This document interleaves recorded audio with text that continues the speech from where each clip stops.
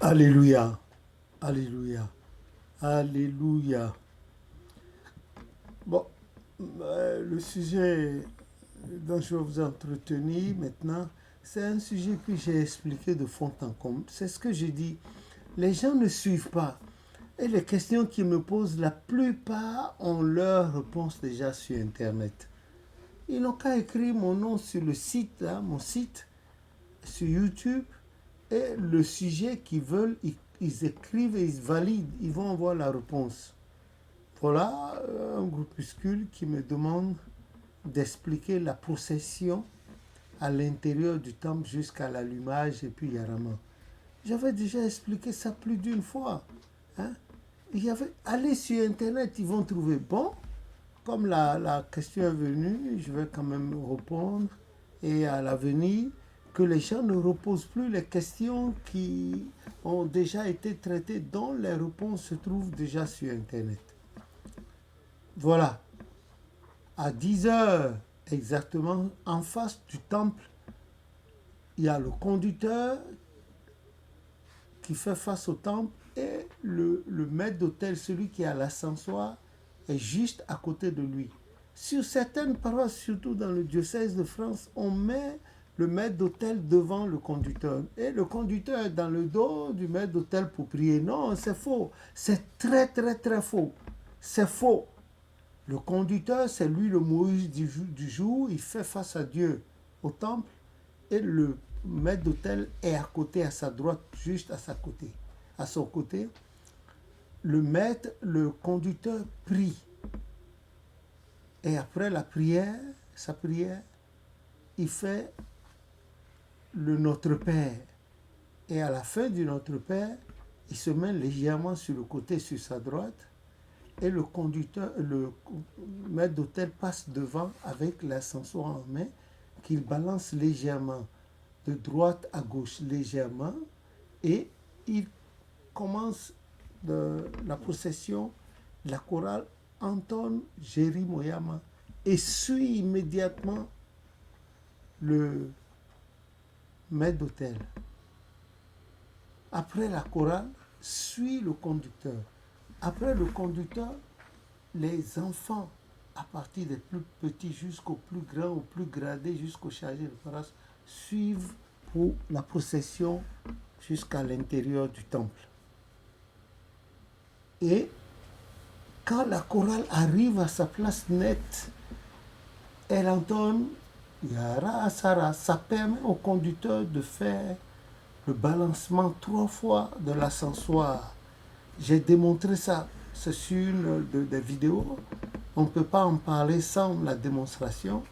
Et puis il entre dans le Saint des Saints, il se prosterne, il dépose l'ascensoir, il se prosterne et il se relève. Quand il se relève, il change la bougie qui est au centre là, il met une nouvelle bougie et il commence par allumer en même temps en haut, en bas à droite, en bas à gauche, il remonte à droite, à gauche, à droite, à gauche et il finit en haut à gauche. Alors, le chant Yara Sara, en français c'est Allumez les lampes sans des cieux. Donc ne soyez pas étonnés si déjà à Yara Sara, quand le conducteur, le maître d'hôtel a changé la bougie en haut au centre, et il se met à allumer toujours à Yara Sara, ne soyez pas étonnés. C'est la même chose que allumer les. Mais on ne fait pas Yara Sara, on chante Yara Sara et on chante allumer les. Comme ça se fait dans bon nombre de pays. Non, non, ce n'est pas bon.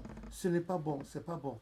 Vous avez fini de chanter Yara Sara, vous chantez allumer les ou bien le chant là dans la langue dominante du pays. Et quand il a fini, il encense maintenant le chandelier. Il encense ensuite à droite tout le coin jusqu'à l'aile.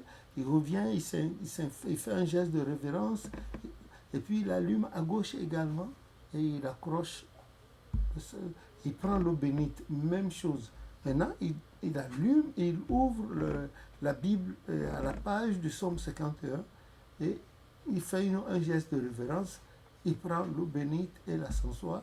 Il descend du Saint des Saints, il vient à la rencontre du conducteur, et là il s'incline par révérence et il encense le conducteur. droit devant lui, ensuite sur sa droite, sa gauche, il asperge d'eau bénite, et puis quand il a fini, il se met à la droite du conducteur, les deux se prosternent jusqu'à terre. Et ensuite, le conducteur entre dans le Saint des Saints, et lui, le maître d'hôtel, dépose l'ascensoir à l'arrière droit du conducteur, arrière droit dans le Saint des Saints. C'est cela. Et puis, la technique d'avoir un ascenseur là, à l'entrée du Saint des Saints, après que le conducteur soit déjà entré dans le Saint des Saints, et on se tient là, il y a un ascenseur qui encense les autres devanciers qui doivent entrer dans le Saint des Saints. Vous imaginez, s'ils sont une vingtaine, il faut encenser chacun, et bien, à l'occasion, ces devanciers-là aussi se mettent droit là, face à l'autel, ils ouvrent les bras comme le Christ de Sao Paulo au Brésil là-bas. C'est faux. Reprenez encore l'ordre de culte.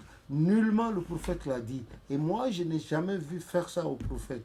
Quand même, quand même. Il faut jusqu'à 20, plus de 20, mais vous passez 1 heure de temps sur eux. Et puis encore, pour allumer les bougies, on ne se met pas à genoux, on reste debout, on allume les bougies. Pour encenser, on reste debout. Pour asperger d'eau bénite, on reste debout. D'où est venue cette forme de rester à genoux pour allumer les bougies, rester à genoux pour encenser, rester à genoux également pour asperger d'eau bénite? Ah! Non, il y a un peu d'exagération. Les gens oublient quand même que tous les anciens ne sont pas morts.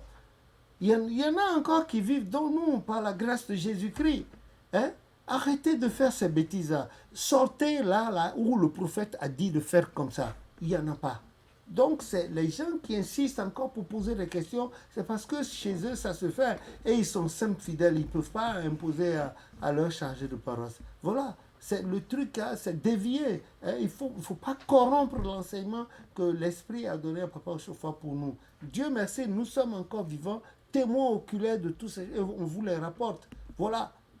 Que le nom de l'Éternel soit béni. Voilà comment ça se fait la procession à l'intérieur, l'encensement, etc., etc. Que le nom de l'Éternel soit béni.